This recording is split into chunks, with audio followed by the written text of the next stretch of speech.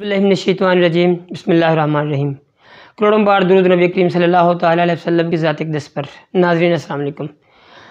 नाज़रीन, अभी जो बिल्स आए हैं, ख़ास तौर पे जो बिजली के बिल, उस पे आज ज़रूरी बात करनी है और लोगों को जगाना है मैंने, जो सोए हुए हैं, चाहे वो आवाम में मौजूद हैं या वो हुक्मरानों में मौजूद हैं।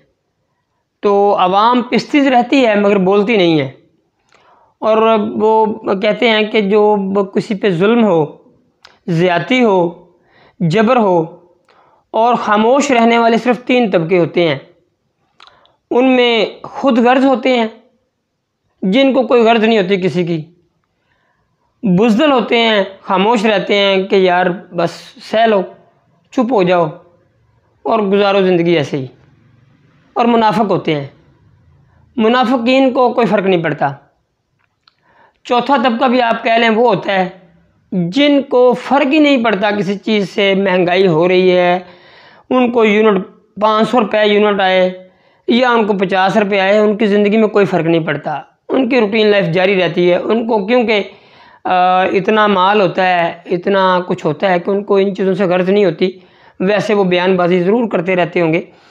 तो मकसद ये है कि वो कतील साहब का भी एक शेर है कि दुनिया में कतील उससा मुनाफिक नहीं कोई, जो जुल्म तो सहता है बगावत नहीं करता। तो मैं अपनी रियासत से शिकवा करना चाहता हूँ, क्योंकि रियासत एक माँ होती है। शिकवा करना मेरा हक है। जो बिल आए हैं मैं इनकी तफसील बताता हूँ आपको, इसमें क्या क्या जुल्म किया जाता है हमारे साथ। हम अक्सर बिल पे कर देते हैं, उसकी तफसील नहीं देखते, और ये हमारी पाकिस्तानियों की आदत भी है कि कोई हमने ऐप लोड करनी हो, वो यस यस यस कर देते हैं। हमने बिल देना हो, उसकी टोटल अमाउंट देखते हैं, बिल पे कर देते हैं। कोई बैंक अकाउंट बनाना हो, उसकी तफसील पड़े बगैर यहाँ साइन कर दें, यहाँ कर दें। ये एक मेरे ख्याल में आदत है। तो मेरे ख्याल में अब चेंज होना चाहिए। ज़िंदगी में शऊर का होना ज़रूरी है। तो ये बिल मेरे घर का है। ये है 529 यूनिट का बिल है। मैं आपको तफसील बताता हूँ जिसमें ज़्यादतियाँ मेरे साथ की गई हैं और सारी कौम के साथ हुई हैं। मैं इसलिए बोल रहा हूँ कि अगर कोई बोलता है, बात करता है तो ठीक है, नहीं भी करता तो उसकी अपनी मर्ज़ी है। मगर रियासत क्योंकि मुझसे टैक्स लेती है, मुझे उतने हकूक़ नहीं देती जो एक आम आदमी के होते हैं, एक शहरी के होते हैं।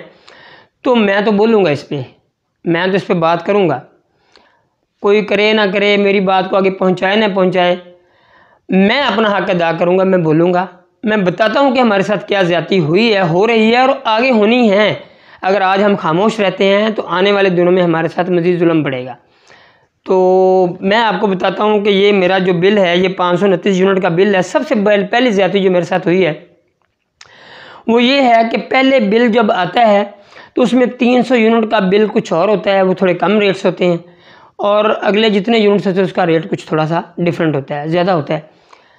तो इस दफ़ा सबसे पहली ज़्यादती ये है कि उन्होंने इसका टोटल जितने भी यूनिट्स हैं मेरे, उसको मल्टीप्लाई किए हुए 26 रुपये के साथ 25,995। मतलब किस तरह ज़्यादती है कि वो 26 रुपये यूनिट मुझसे चार्ज किए जा रहे हैं टोटल।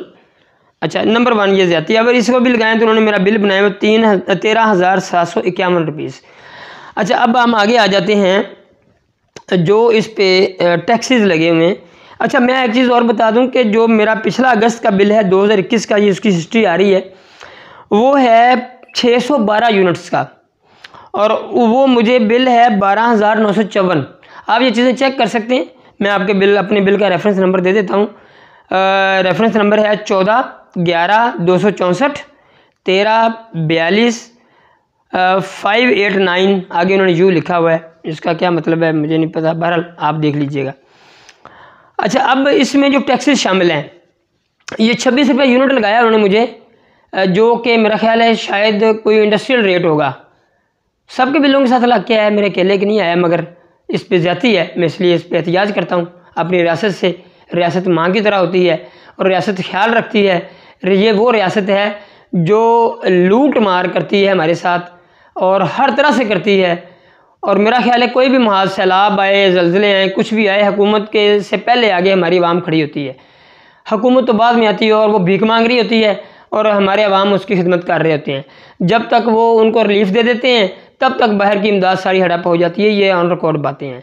बहरहाल मैं इस पर कोई बात मज़ीद नहीं करना चाहता, मैं अपने बिल की तरफ आता हूँ।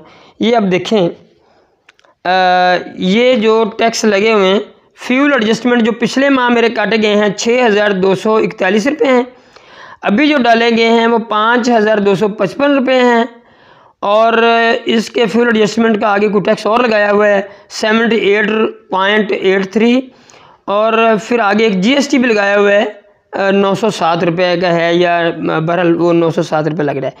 अच्छा, इसके अलावा जो दूसरा है एक आगे लेस्को के चार्जेस लगाए हुए हैं, ये तो गवर्नमेंट ले देती है, लेस्को भी गवर्नमेंट की है। टैरिफ एडजस्टमेंट क्यों लिख के इन्होंने टैरिफ एडजस्टमेंट की 1997.61 रुपये, मतलब 1997.61 सर 2,000 रुपये। अच्छा, इससे आगे ड्यूटी है कोई ई ड्यूटी 236.23 रुपये, फिर TV फीस है 35 रुपये, और फिर अभी सुना है जो मुबैना तौर पे वो एक रेडियो फीस भी आ रही है। अच्छा, GST फिर लगाया हुआ है टैक्स 2,756 रुपये मज़ीद लगा दिया हुआ है, और फिर आगे FC surcharge I don't know क्या है 227.47 रुपये।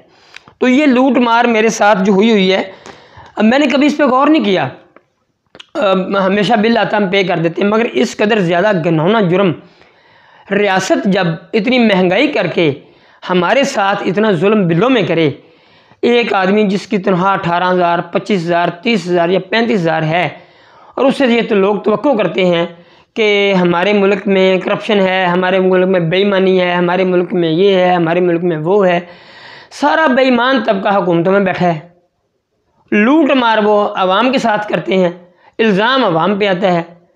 हकूक़ सारे के सारे वो सिर्फ़ और सिर्फ अदा करने हैं आवाम ने, और सारा का सारा जो मलबा डालना है, बोझ डालना है, वो सारा का सारा आवाम पे डालना है, और रियासत उससे बिल्कुल बरीजुमा हो जाती है कि जी हम लुट गए हैं, हमारी माशत ख़राब हो गई है, हमारा डॉलर महंगा हो गया है। ये नालायकियाँ हैं सब लोगों की, नालायक हैं आप लोग, आवाम पे बोझ डालते हैं। रियासत तो माँ होती है, आपने बेचे फ्लैट, आपने बेचे सरे महल, आपने लाएँ बाहर से जो जजीरे ख़रीदे हुए उनके पैसे वापस लाएँ, फ्लैट ख़रीदे हुए वो पैसे वापस, स्विस बैंकों के पैसे वापस लाएँ।